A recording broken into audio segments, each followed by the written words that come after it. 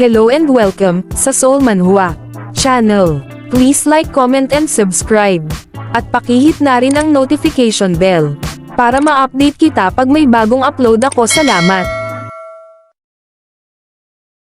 Abandonadong pabrika malapit sa kanilang kapitbahayan, may binugbog ang isang taong may ganitong blonde na buhok. Sinabi na ang tatlong individual na ito na nasa harap niya ay nabigo na magdala sa kanya ng 200,000 bawat isa at dahil ang kanilang katawan ay sumakit ng sobra, wala man lang silang lakas na ibigay ang kanilang mga dahilan kaya nagbunga ito. Taong nagpatuloy sa kanyang ginagawa ay may 3 pang lalaki na nakatayo lang at nanunood kung paano. Tinuruan sila ng kaibigan nila ng ilang aral na naisip nila na masyadong malupit si Theo, isang tao ang nag-claim na kahit na ang mga mag-aaral mula sa mas mataas na taon ay hindi naglakas loob na guluhin siya at iyon ang dahilan kung bakit hindi sila dapat magalit sa kanya. Pagkatapos ay nagkomento si Taiyo na ang mga taong ito ay walang silbi dahil hindi nila hiniling ang pera na inaasahan niya.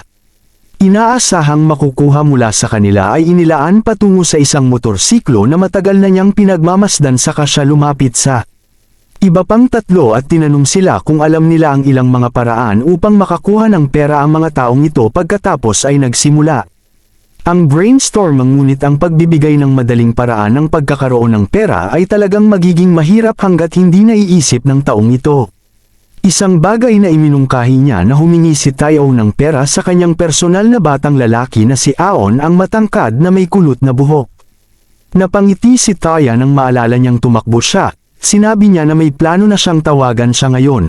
Nagdiriwang ng bagong taon kasama niya ang mga taong ito. Pagkatapos ay tinutukso si Theo at iminungkahi na maaari niya lamang siyang Robin ng bulag, ngunit Taya ipinahayag na halos walang tirahan si Ran. Idinagdag niya na ang kanyang anak na lalaki na si Aaron ay hindi makakapagdala sa kanya ng pera. Kahit bugbugin niya ang bahay niya ay mukhang pagod na pagod din sa pagdinig ng sitwasyong ito. Then disappointed itong 3, medyo sumama ang loob nila lalo na nung nalaman nilang wala ngang magulang si Rayuan. Itinuloy ni Taiyo ang pagsasabi sa kanila na ang tanging pamilya ng batang lalaki na iyon ay ang kanyang kuya, ngunit pagkatapos ay tumigil si Taaya. Nagsasalita habang nakatutok ang kanyang tingin sa isang bagay na lumabas na Rayuan at sa wakas ay dumating na ang MC sa abandonadong ito. Warehouse. Na pangiti si Taiyo nang mapagtanto niyang wala talagang dapat ikatakot lalo na sa presensya ni Ryan. Saka lumapit kay Rayuan at sinabi sa kanya na ngayon lang siya pinag-uusapan, pero sa isang iglap ang mood ng lalaking ito. Nagbago at sinubukang takutin si Rayuan itong lalaki, saka agad na humingi ng tawad habang nakatayo si kuya. Sa tabi niya napansin ni Taya ang presensya ni Mac at nagtaka sa pagkakakilanlan niya. Inisip na medyo nakakainis ang mukha niya, saka hinarap si Rayuan at tinanong kung sino ang taong ito. Sumama at dahil medyo natakot siya sa Theo, hindi man lang siya nakasagot ng diretso MC, saka nagsalita at nagpakilalang naiinis ang kuya ni Ryan na si Taiyo dahil partikular niyang sinabihan si Rayuan na huwag mag-snitch sa kanya. Pagkatapos ay binalaan niya ito na tuturuan niya ngayon ng leksyon ang kanyang nakatatandang kapatid na lalaki. Pagkatapos ay nagbigay ng isang tumingin sa isa sa mga kampanya. Agad namang naglakad ang 3 ito at lumapit sa direksyon ng RMC. Tinanong siya kung siya nga medyo magaling makipaglaban. Nakatayo lang si Ryan habang hinihintay itong makalapit ng mga ito nang aasar pa ang isa sa kanila sa kanya sa pagiging mas maikli ng kaunti kaysa sa kanyang nakababatang kapatid, ngunit natigil ito kaagad nang makilala ng lalaki ang kay Ruan. Kamao nagulat ang ibang lalaki dahil natalo ang kaibigan nila sa isang suntok lang sinubukan itong makuha. Paghihiganti at sinisingilang tanging problema ay ang kanyang mga pag-atake ay palaging nawawala. MC ay sapat na ito kaya nag-counterattack siya at ito ay isang malinis na tama ang magnanakaw, saka pinalipad patungo ang mga metal na drum na ito bilang para sa isa pa ay sinubukan niyang singilin din, ngunit bilang inaasahan na isang mabilis na suntok ang ibibigay sa kanyang mukha, ang 3 kampan na ngayon ay nasa lupa at nagpupumilit na bumangon. Samantala si Taiyo ay may kasama pa nitong sinister smile na sinabi niyang masyadong basura ang eksenang ito. Sa isip niya ay maaaring may natutunan si Rayuan sa boxing skills, pero naisip niya kung sapat na ba iyon para labanan siya. Saka siya naglakad patungo sa kanila at pinuri si Roman sa pagkapanalo niya laban sa kanyang mga kampan gamit ang ilang boxing na kasanayan ngunit habang siya ay nakatayo.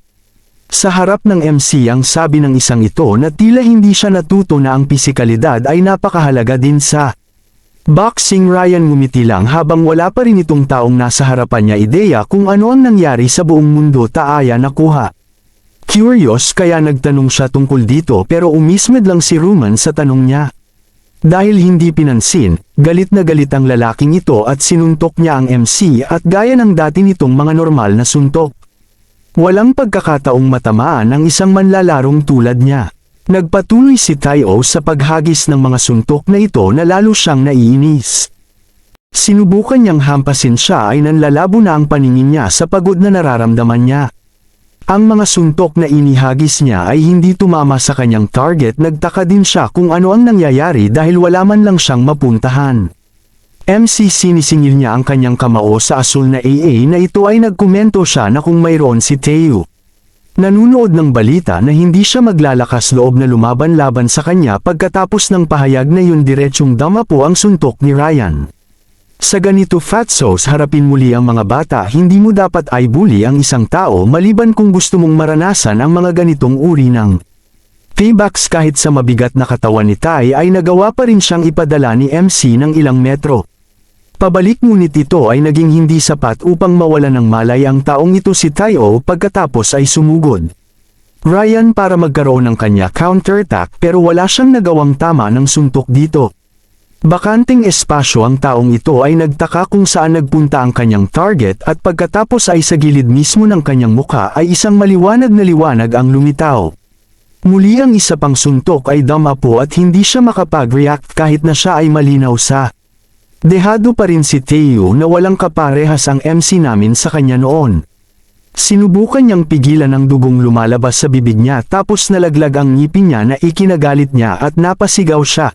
Sisiguraduhin niyang papatayin niya si Roman. The Fatso tried landing another suntok pero madaling nakaiwas sa MC noon. Hinawakan ang kanyang kamay at itinuro ito sa ibang direksyon. Nagdulot ito ng pagkawala ng balanse ni Teo at tumanggap ng isa pa barrage of attacks at habang nangyayari ang lahat ng ito ay nanunood nito ang ibang mga lalaki na binubuli ni Teo.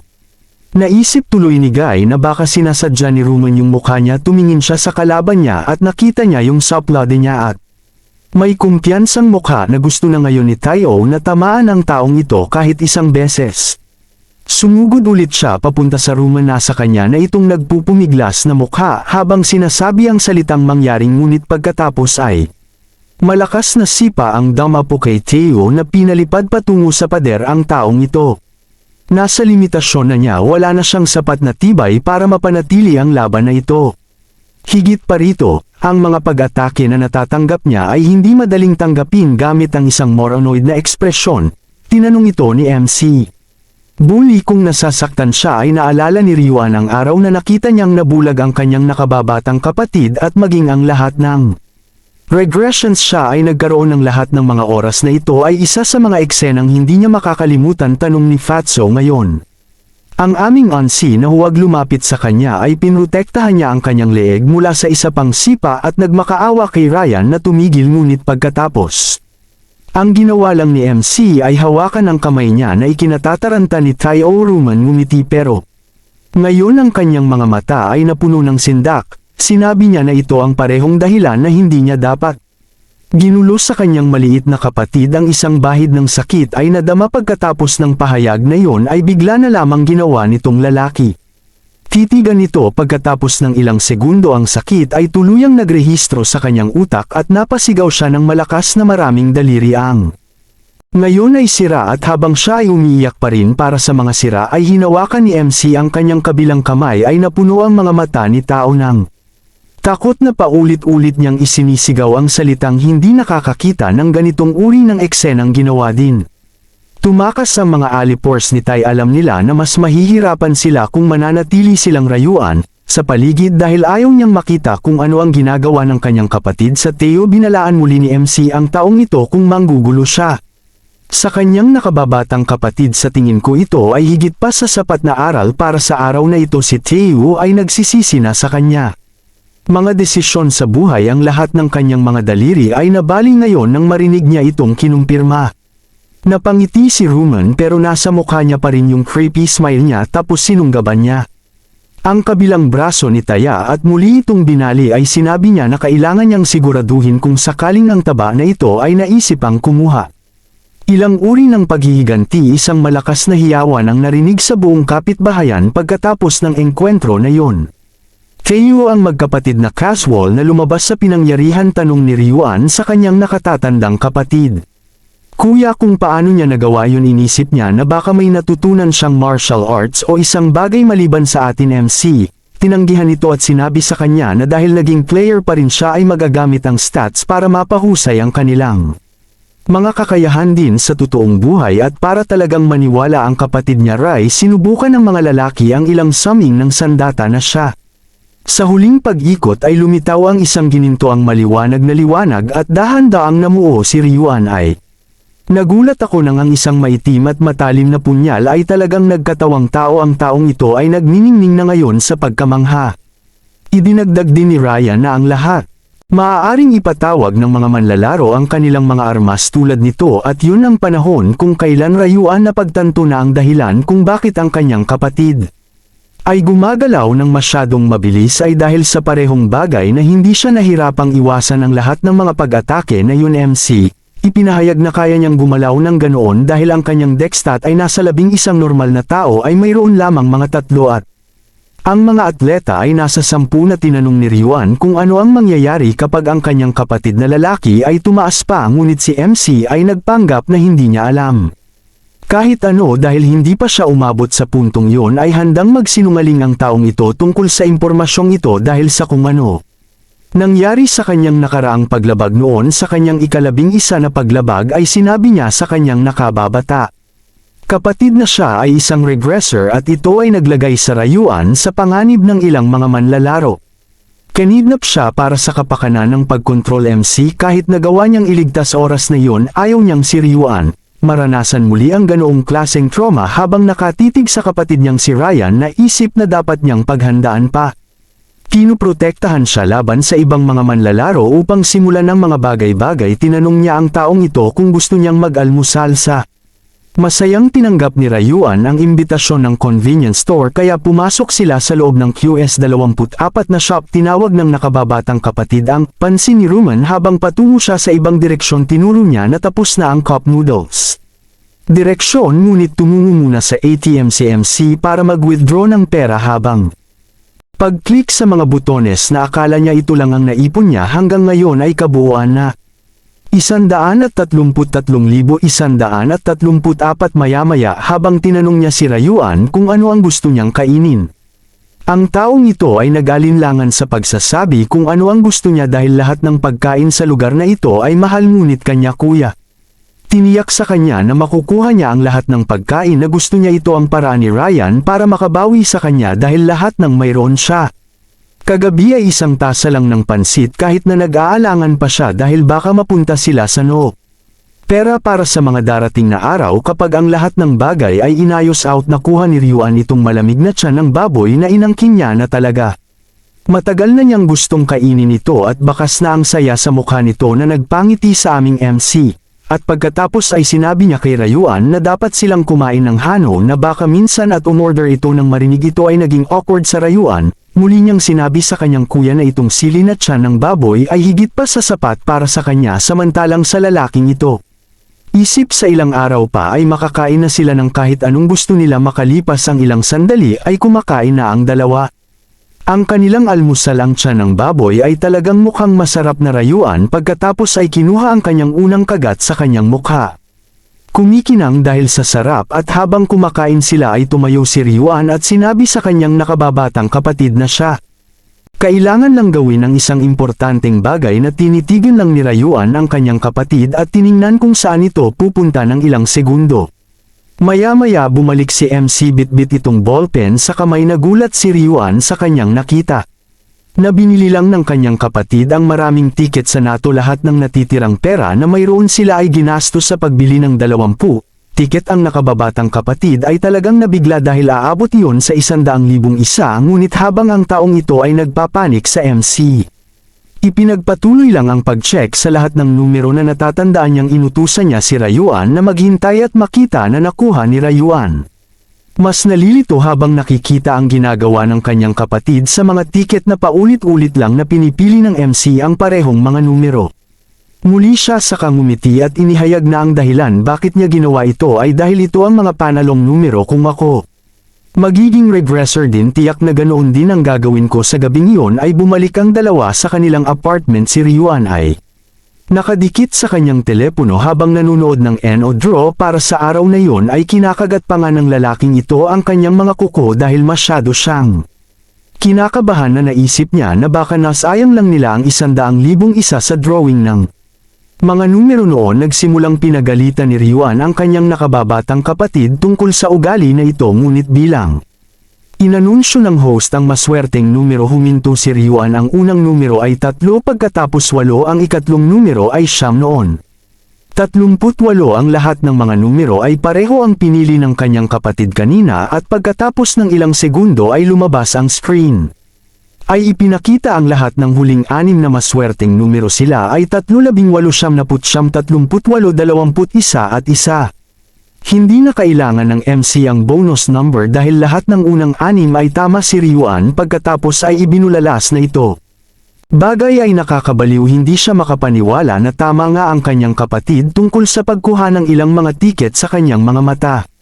Dahan-daang napupuno ng luha ay pinakiusapan pa niya ang kapatid na kurutin siya dahil akala niya panaginip lang ito, pero MC, ngumiti lang sa kapatid at kinumpirma na lahat ito ay totoong ruman. Saka siya tinukso at tinanong kung mas gusto niya ito.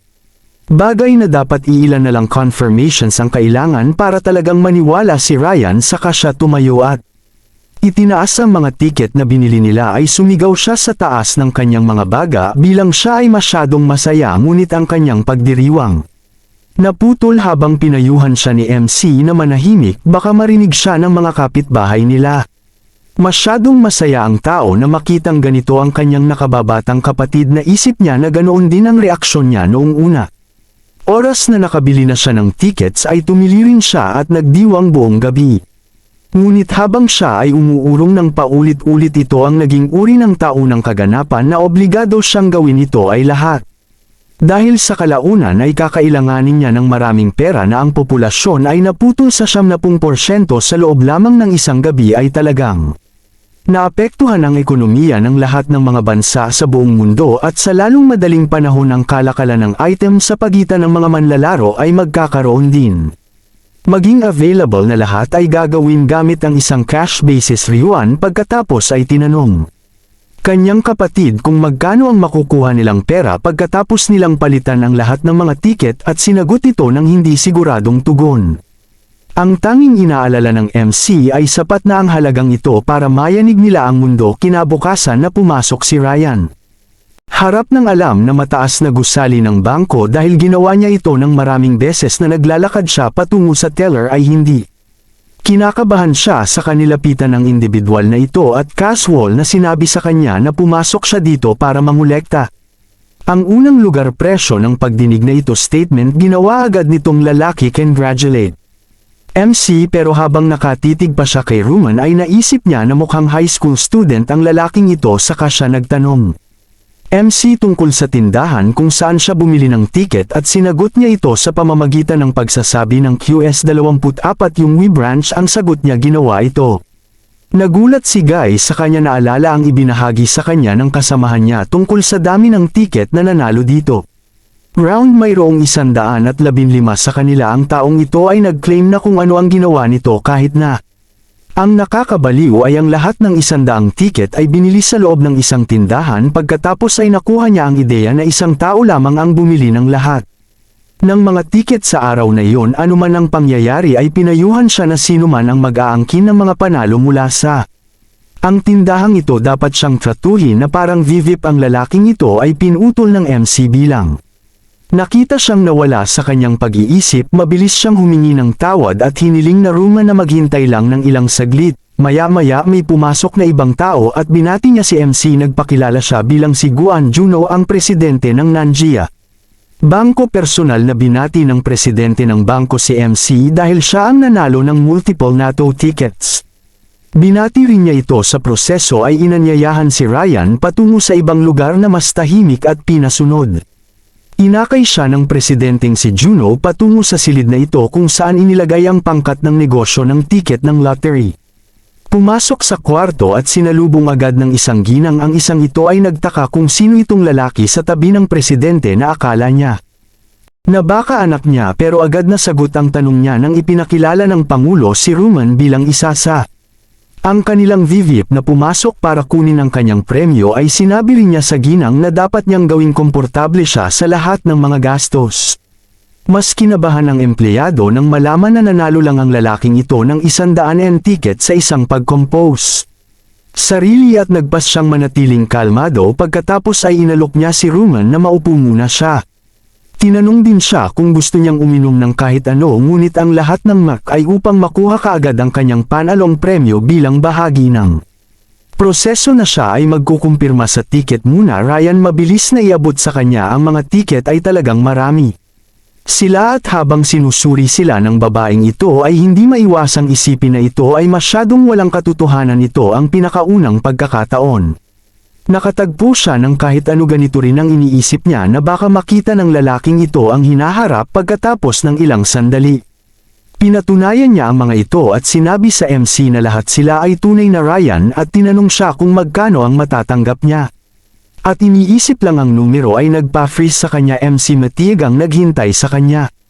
Tugon at ito ay nahayag na humigit kumulang 22.5 bilyon ang isa na higit sa $16 milyon. Isang perpektong halimbawa ng mga rags to riches pagkatapos ng buwis na nagawa ng MC, mag-uwi ng napakaraming 15 bilyon, ang lahat ay mabilis na nangyari pagkatapos niyang makolekta ang kanyang gantimpala. Naging abala si Ryan. Pagbili ng isang bagong lugar para sa kanila upang manirahan sa gabing iyon ay nagbukas din siya ng isang pangangalakal ng stock account sa mga oras na ito ng taon na inaasahang tataas ang Bitcoin by 500%, so nagplano siyang mag-invest mga stock. Matapos madagdagan ang pera niya sa Bitcoin ilang araw matapos na mag-usap ang dalawang ito tungkol sa future plans nila Ryan. Nakakita ng ilang larawan ng kanilang bagong bahay na inaangkin niya na sa mga larawan lamang niya nakita ang ganitong uri ng malalaki at mamahaling bahay ngunit may isang bagay na nabigla Ryan at iyon ang katotohanan. Mas pinili ng kanyang kapatid na rentahan na lang ang bahay na ito kaysa bilhin kahit na marami pa silang pambayad ito sa cash pagkatapos ay ibinunyag sa kanya na wala na silang pera kahit kailan. Napakatalino at matalinong kuya ay namuhunan ng lahat sa Bitcoin. Pinayagan niya ang lahat ng 14 na milyon. Isang Roman ay bahagi ng degens at ang pahayag na iyon ay ginawa ang kanyang kapatid na lalaki na parang isang cartoon character na siya ay natigilan at hindi nagawa tumugon sa anumang bagay si Ryan pagkatapos ay tiniyak sa kanya na kailangan lang niyang magtiwala sa kanya dahil alam na rin niya ang ilang bagay sa taong ito. Naghanda ng ilang uri ng backup na plano kung sakaling mapunta sa timog ang mga bagay na inihayag niya na mayroon pa siyang 4 na hanay ng mga numero na nakita niya sa panaginip at makakabili na lang ulit siya ng ticket. Kumikinang ang mga mata ni Ryan. Dahil napagtanto niya na nakakita lang siya ng mga taong nananaginip ng mga maswerteng numero sa TV ay hindi niya akalain na totoo ang mga yon. Niyugyog niya ang kuya niya at sinabihan siyang huwag kalimutan ang mga numerong yon. Sa isipan ni Ryan na hindi niya makakalimutan ang mga numerong yon kahit na gusto niya dahil nagawa na niya ito ng maraming beses pagkatapos nitong mas matanda. Sabi ni kuya kay Rayuan na dapat na silang magtanghalian at handa na itong umalis. Natarante siya at tinanong si Roman kung saan sila pupunta. Ang lalaking ito sa ngumiti at ipinahayag na ngayon ang araw na lilipat sila sa isang lugar sa ang random na lugar na ito ay isang suntok lamang ang damapo sa isang pader na napakalakas nito na kahit na lumikha ng mga bitak sa buong punto ng epekto ang pag-atake na ito ay mula sa mga kabataang lalaki. Siya ngumiti habang iniisip na ang paglalagay ng lahat ng kanyang mga stat points sa lakas ay talagang ang pinakamahusay na pagpipilian sa itaas ng rune na nakuha niya mula sa anghel ay ang rune ng lakas na nagbigay daan sa kanya na magkaroon ng stat ng kanyang lakas na madobol ang halaga na nagre-resulta sa ang pagkakaroon niya ng ganitong uri ng kapangyarihan. Habang nakatitig sa mga bitak na ginawa niya sa dingding ay naisip niya na kahit si Mike Tyson Magseselos matapos makakita ng suntok ang malalakas na binata na ito ay lalong tuwang-tuwa habang iniisip niya na dapat niyang subukang gamitin ang kanyang bagong tuklas na kapangyarihan sa isang aktwal na pakikipaglaban. Mamaya sa araw na iyon, ang taong gustong maging isang thug ay dumating sa labas. Nagiging inis na ang bahay ni Ryan Yumin dahil walang sumasagot sa kanya. Mga tawag ay hindi rin nakikita. Ang kanyang pakiramdam ng bituka ay nagsasabi sa kanya na ang kanyang anak na lalaki na si Aaron ay buhay pa. Pagkatapos ay naalala niya ang gabi nang makita niya Yumin bago ang kaganapan sa bagong taon. Inisip niya na hinding-hindi na niya pababayaan ang bagay na ito. Lalo na nung tinitigan siya ng MC namin na parang langaw lang, mas lalong lumaki ang galit na nararamdaman niya sa naalala niya. Ang alaalang iyon ay inaangkin niyang papatayin siya ngayon ng sigurado sa kanyang isipan kahit na kung naging manlalaro si Ruman ay mahina pa rin ang duwag na errand boy na iyon at kailangang turuan ng leksyon mga binata. Akala niya ay natural na magtatago si MC sa loob ng kanyang bahay, ngunit kahit nasa mga agresibong katok na ito ay walang tao. Pagsagot niya ay bigla siyang napatigil habang nag-iisip ng plano na sumandal siya sa pinto at sinadya iyon mula noon. Wala si Ruman sa loob. Pupunta siya sa ngayon. Hinihintay na marinig ng mga lalaki ni Yol. Isang hininga pa lang galing sa loob ay balak na niyang sirain agad ang pinto, pero ang atensyon niya saka lumipat sa matandang ito na nagtanong sa kanya kung ano ang ginagawa niya sa harap ng pinto ng kapitbahay niya. Talaga itong lalaki ang magaspang na ugali nito at tinanong ang matanda kung bakit siya mag-aalaga. Isang bagay at pagkatapos ay kinumpirma ng individual na ito na siya nga talaga ang landlord. Ang matandang lalaki pagkatapos ay nagtanong sa mga binata kung siya ay naroroon upang makipagkita sa isang kaibigan at sa pamamagitan ng pagkuha ng ito maginhawang alibay siya.